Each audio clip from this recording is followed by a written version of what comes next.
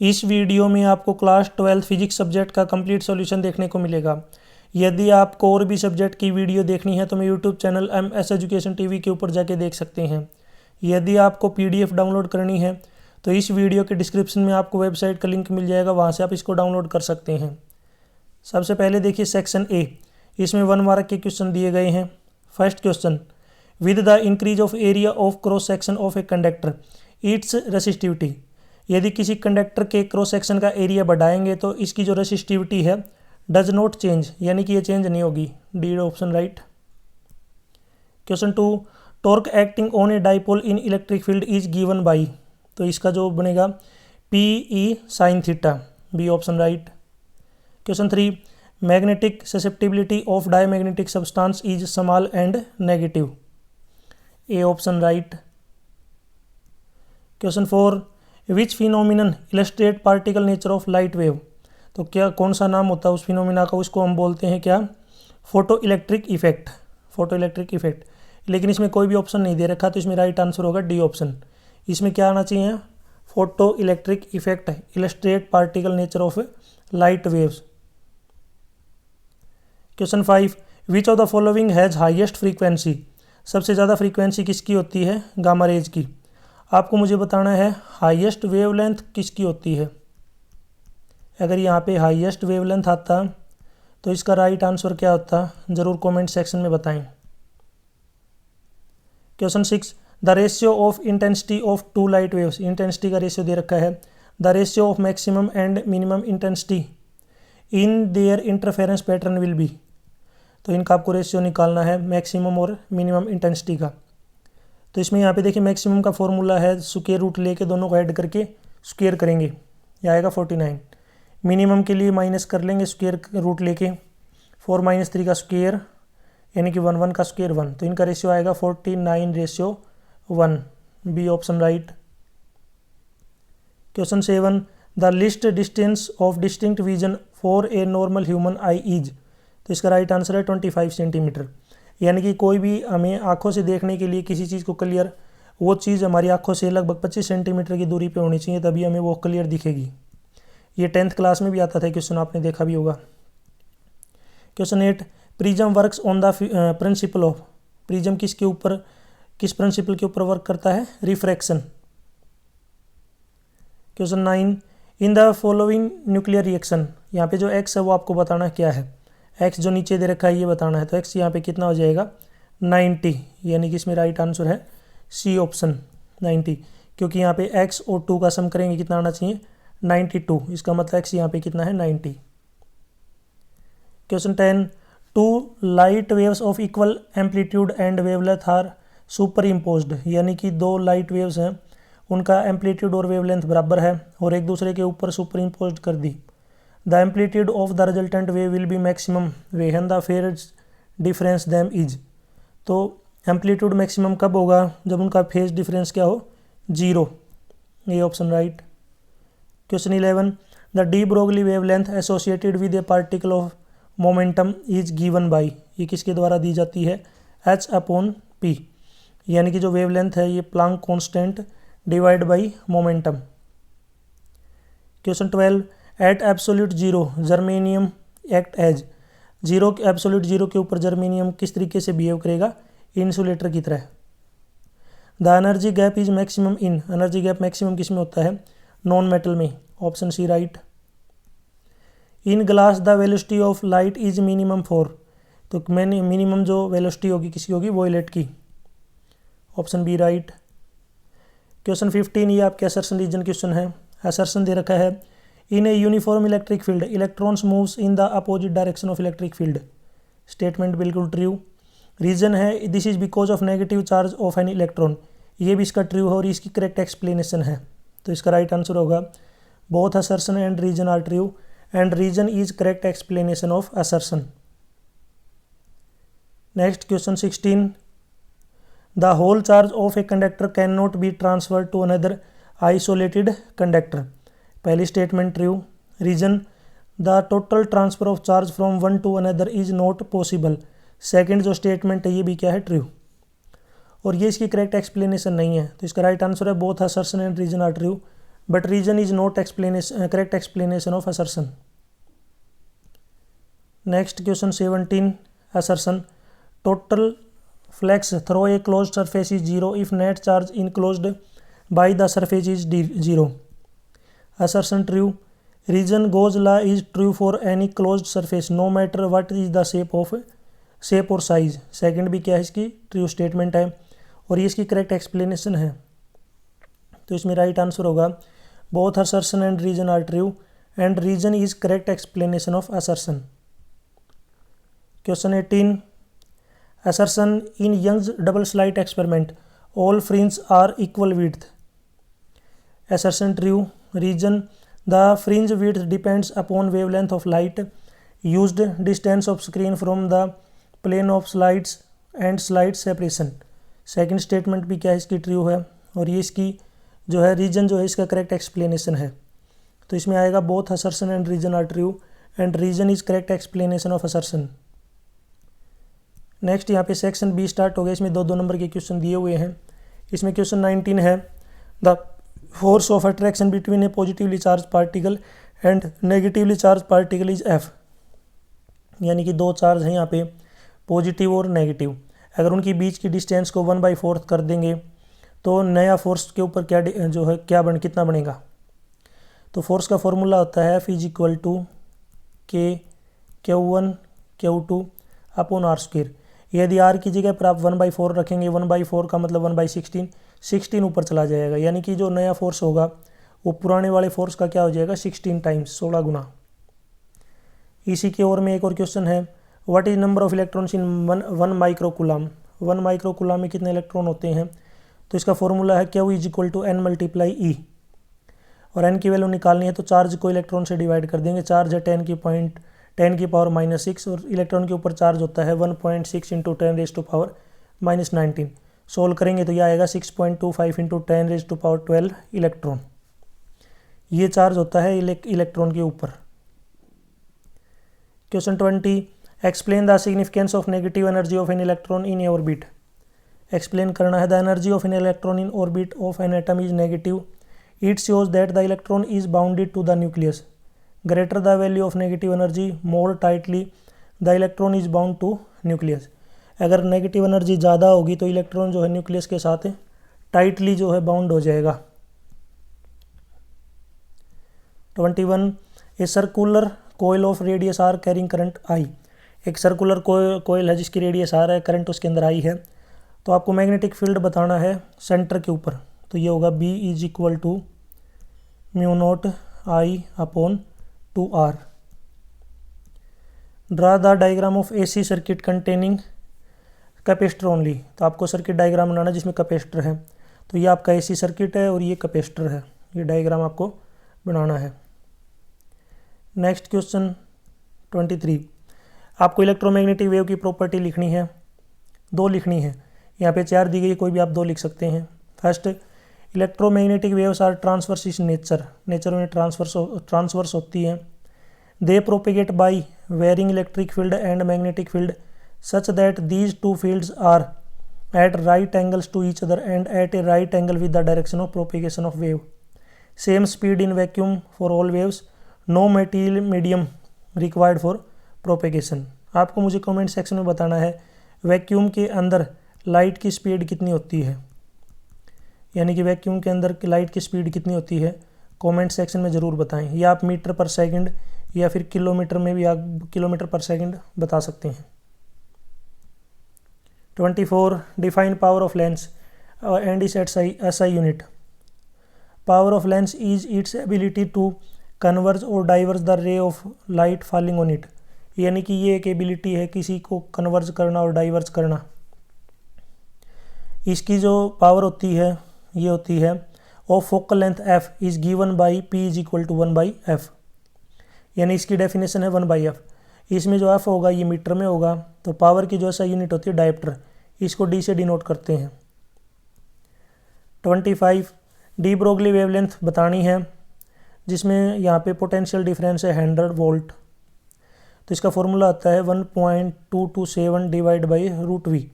v का 100 का square root 10, जब इसको डिवाइड करेंगे तो ये आएगा यानी कि 0.1227, जो कि लगभग बराबर होता है वो 0.123। इसी के ओर में एक और क्वेश्चन है कि how will be photo electric current change on decrease the wavelength of incident radiation for a given photo sensitive material. Answer, photoelectric current is not affected on decreasing the wavelength of incident radiation provided its intensity remains unchanged। यानी कि photo electric current जो है effect नहीं होता अगर wavelength जो है उसको डिक्रीज कर दिया जाए, इंसिडेंट रेडिएशन। नेक्स्ट यहाँ पे सेक्शन सी, इसमें 3 मार्क्स के क्वेश्चन दिए गए हैं। State and prove ampere circuit law, prove करना है इसको। मैं थोड़ा आपको जूम करके दिखा देता हूँ। ये देखिए, इसका जो है यहाँ पे कंप्लीट आपको प्रूफ देखने को मिलेगा। डायग्राम ड्रॉ करना है आपको, नीचे यहाँ पे इंटीग्रेशन करना है आपको, क्लोज्ड इंटीग्रेशन। नेक्स्ट देखिए यहाँ पे इसी की ओर में एक और क्वेश्चन है, state and explain Biot-Savart's law. Answer, Biot-Savart's law states that magnetic field due to current carrying conductor at a distance point is inversely proportional to the square of distance between the conductor and point, and the magnetic field is directly proportional to the length of conductor current following in the conductor। इसकी mathematical जो expression है dB is equal to mu naught upon में 4 pi multiply I D L sine theta divide by R square. 27, what is the electric field lines. Electric field line क्या होती हैं, और यहाँ पे आपको ड्रॉ करना है पॉइंट चार्ज प्लस क्यू और minus q. Answer, electric field lines are imaginary lines, can be straight or curved, tangent to it at any point gives the direction of electric field. अगर plus का है तो बाहर की तरफ जो है ये फील्ड आपको दिखेगा, अगर नेगेटिव है तो यहाँ पे आपको अंदर की तरफ ये लाइनें दिखेंगी, इस तरीके से अंदर की तरफ। 28, define mass defect and binding energy of nucleus. Mass defect is defined as difference between the sum of masses of nucleons of nucleus and the rest mass of nucleus. Binding energy of nucleus is the energy which nucleons are bound in the nucleus. वो energy होती है जो nucleons को nucleus में बांध के रखती है। 29, बोर्स एटॉमिक मॉडल के ड्रॉबैक बताने हैं। He could not explain the details of hydrogen and helium atomic spectrum. He did not explain the splitting of spectral lines in presence of magnetic field. The intensity of spectral lines was not explained by him. He could not explain Zeeman effect, splitting of spectral lines in magnetic field as well as Stark effect, splitting of spectral lines in magnetic field। Question 30, explain diode as full wave rectifier। A full wave rectifier is a circuit which converts the entire alternating input voltage into direct voltage. This is achieved by using two junction diode. The P side of diode was connected to the input while the N sides are connected together and along with the center tape for the output. During the positive cycle, the alternating voltage one diode conducts while the other does not. This is reversed during the negative cycle. Hence, the both positive and negative cycles are converted into a direct voltage. Next देखिए यहाँ पे section D, इसमें 5 marks के question दिए गए हैं। 31, what is total internal reflection, explain it with 2 example. इसका answer है यहाँ पे ए आएगा, examples. Total internal reflection is a phenomenon of reflection of ray back to the same medium when passes from denser medium to rare medium in such a way that angle of incidence greater than the critical angle. यहाँ पे देखिए मैं zoom करके आपको दिखा देता हूँ, इसको अच्छे से आप समझ सकते हैं। नीचे ये डायग्राम बनाया हुआ है इसका, नीचे इसको और भी एक्सप्लेन कर रखा है। ये दूसरा जो है टोटल इंटरनल रिफ्लेक्शन का डायग्राम है ये। क्वेश्चन 32, व्हीटस्टोन ब्रिज क्या है, what do you mean by balanced condition of Wheatstone bridge. तो व्हीटस्टोन ब्रिज को यहाँ पे आप पढ़ सकते हैं, देख सकते हैं इसको आराम से वीडियो को पॉज करके।